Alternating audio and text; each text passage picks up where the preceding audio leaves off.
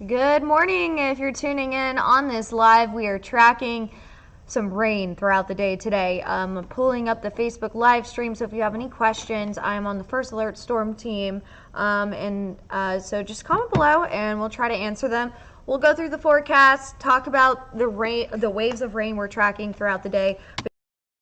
Looking pretty and we're going to talk about what we can expect throughout the day today.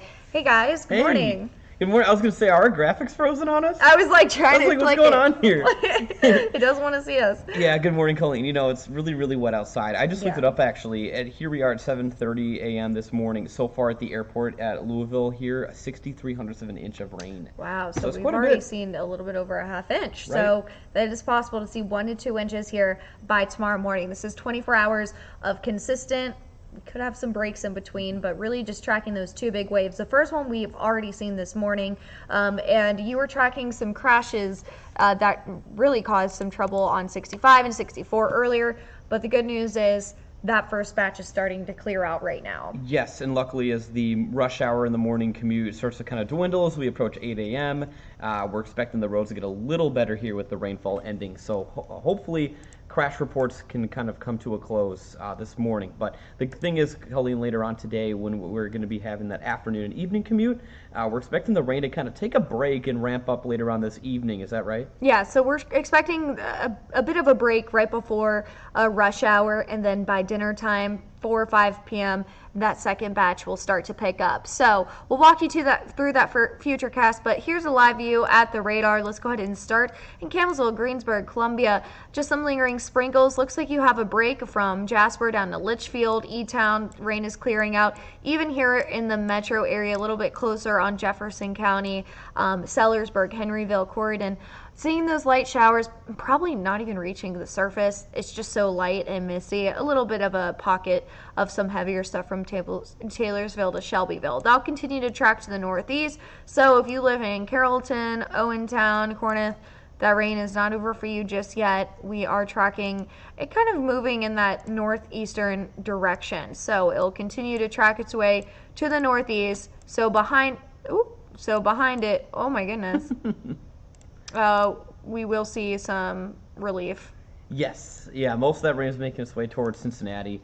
So we'll kind of see that brief dry slot here, dry spell through the early afternoon, late morning today before, heavier bouts of rainfall later on. And Colleen, I wouldn't be surprised if a couple of areas deal with some thunder with some of this activity. It shouldn't be widespread, but one of those deals where maybe you live out in rural spots, you'll just randomly hear rumble of thunder, but that thunder chance would be well to the south today if anything were to happen. Yeah, so let's go ahead and walk you through that future cast. You can see rain chances go down to 30% around lunchtime and then start to pick up around 4 or 5 p.m. So the model has actually done pretty well with the timing of the rain. It looks like by 10 o'clock this morning, most of the heavier stuff will be cleared out, and what's left behind is just a few sprinkles throughout the midday. Exactly, and then as we get into the 1-2 o'clock hour, temperatures here in Louisville still in the mid-50s. A couple of spots in southern Indiana might be approaching the upper 40s, and it'll stay cloudy. But again, here comes that next batch we are watching from the west. This rainfall could be pretty hefty again with totals. If we're already up to about 6,300 of an inch of moisture here at the Ali International by 8 a.m., I mean, I wouldn't be surprised, Colleen, if we end up with 1.5 inches of rain here when it's all said and done. Yeah, by this point, we could see a minor flooding threat.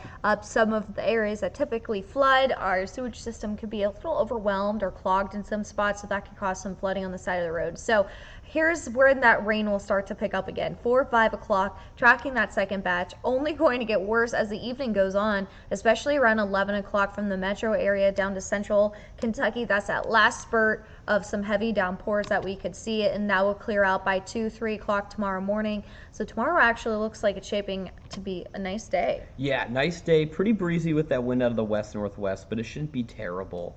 I wouldn't be surprised, too, wind chill values late tomorrow, maybe approaching the upper 30s in a couple of areas. But, of course, wind chill is what we're going to be talking about more Friday into Sunday, Saturday and Sunday, Colleen, with the incoming cold air for the end of the 7-day forecast. We'll be getting It's that in just definitely a going to be a moment. very cold one behind it. So this is the updated rainfall totals. So around 1 to 2 inches possible. I think definitely could get up to 2 inches in some spots. And we're already at 6/10 of an inch here in Louisville. So we could see over an inch here in the metro area, but central Kentucky, 2 inches down to southeastern Kentucky over to Hazard in those communities.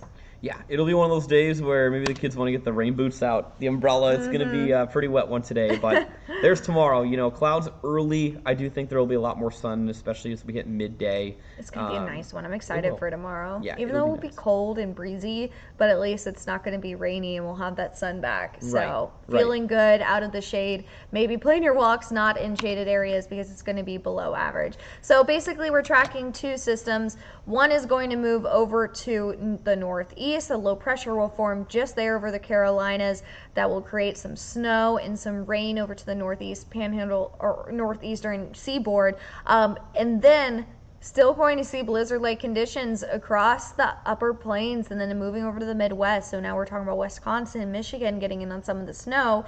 For us, no snow. Low chance of seeing some flurries. In fact, it's trending drier. We are going to be cold enough to see it, but we're not going to have that moisture. We're just a little bit too far south of that low pressure. I'm bummed, especially with Christmas right around the corner. I wanted some flurries or some light snow. I don't want a blizzard, but I would like an inch. Get the Christmas just music like a little out. Coating to boost everyone's spirits. A little coating on some of the side grassy areas. It's really pretty when there's just a nice coating. Yeah. Oh, totally, exactly. And there it is, Colleen. I mean, it's going to get very cold, so if you want to get in the Christmas spirit, we don't quite have the snow, you're in luck when it comes to the temperatures. The coldest period of this weekend, likely Saturday night through Sunday. Wind chills, along with that low temperature Sunday morning, are going to be dipping well into the teens in most spots. I wouldn't be surprised if our friends in southern Indiana dip down into the upper teens when it comes to our actual low temperatures here on Sunday morning. Yeah, so lows will be in the 20s, highs will be in the upper 30s, and we're going to give it a 10% chance of seeing flurries at this point, Friday, Saturday, and Sunday, because we're going to be cold enough, but there might not be moisture. We'll see what happens. One model is showing it. Right. So I'm hanging on to the Canadians. The good old Canadian model. The Canadian model is they showing like their snow. Canada likes do. Snow, but so it makes if sense. majority of models aren't showing it, we're kind of leading towards it not happening. But there's still a low possibility. So we'll see. I'm hopeful. We're hopeful here. All right, guys. Well, Sam has to get ready for his next cut-in. Traffic has been kind of wild today. But if you have any questions, feel free to message either of our Facebook page, Sam Gabrielli and Colleen Peterson. Stay dry.